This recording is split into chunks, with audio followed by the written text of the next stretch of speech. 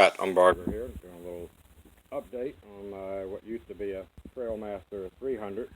I've had it on the road or on the trails for a number of years, 4 or 5 maybe. Done a few modifications to it. My latest modification, one of the weak points of the buggy was the spindle shaft, and the fact it had this little bitty brake rotors on there that are like 4.5 inches, but it did okay. But the weak point is this ball joint, and the way it's designed, it's within a go-kart, it's always trying to pull out, and the only thing that's keeping it in is just this little sheet metal rolled over. At 25-30 miles an hour, like the 300cc engine that was in it, that's plenty strong. But when you're hitting easily 89, 90 miles an hour on some open trails and jumping stuff, hitting potholes and such, it gets a little worrisome. So some of the modifications I've done, originally I did the swing arm, because the swing arm on it was like this long, so I've got a lot more travel now. I've used, most of these parts are off of a 2001 to 2005 Raptor 660. Got the Raptor shock, I turned it upside downwards to make it work out right, and I've used this, still the Chinese top part of the spindle, and the ball joint here, it's kind of the same situation, but it's really under no stress. That's to say, arm just floats as it needs to. But here I've used the bottom part of the Raptors. I have the larger brakes, and I can probably forever get parts for it. I've made a bushing here on a lathe that slides up into here about 1 inch, and then I threaded it and put a 1/2 inch fine thread grade 8 bolt in there, tightened that down real tight, welded that on there, then wrapped all this in steel, and then went down there and got 1 bolt there, because even if you can, I can't weld steel to aluminum, at least not where I would feel comfortable with it. And I've got another brace coming all the way down there to the center of the axle. So I feel this is very, very strong. And you see the ball joint on the Raptors, it's made where it's actually trying to pull it through the way it's made, where you'd never be able to come out of there. If you took it apart, you'd have to take this and shove it out the other way. So this setup is much stronger. And I got some new brake lines off of eBay. They're pretty nice. They're like 30 bucks a piece for some pretty long ones. And on the brake master cylinder, I've got this side I'm not using. It used to go to the back brakes.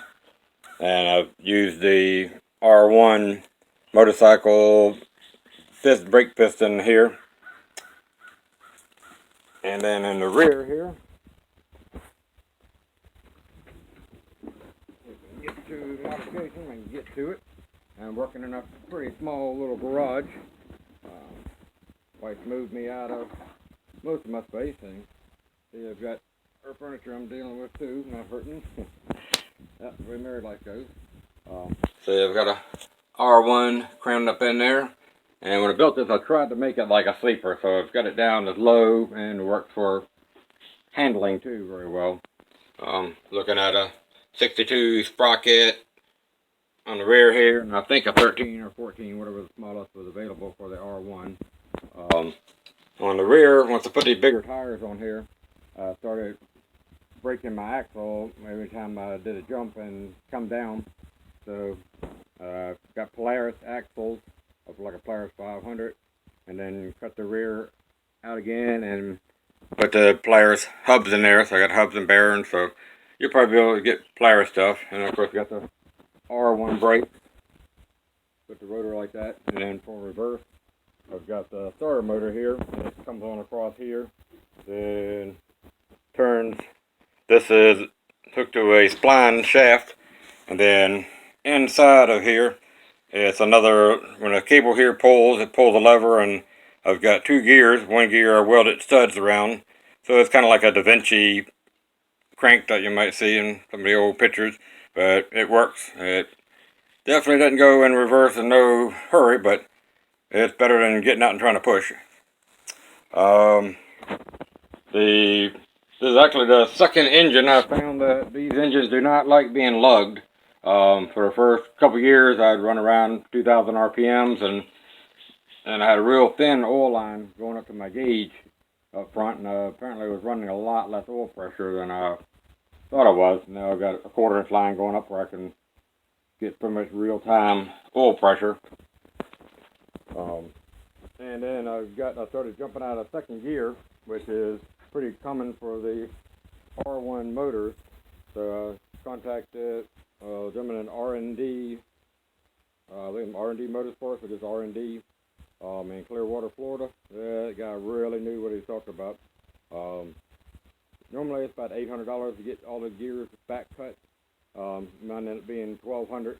So they said they were so damaged, even though to the eye they look good, but they were definitely all jumping out of gear. And then when they weld, they have to weld them up, then back cut them, which it actually ends up much stronger. And so far, over a couple of years, we're looking at like Busco Beach in North Carolina, and doing 8,000 RPM, then dump the clutch, and she's still been hanging in there. Well, that's about it. Thank you. Bye.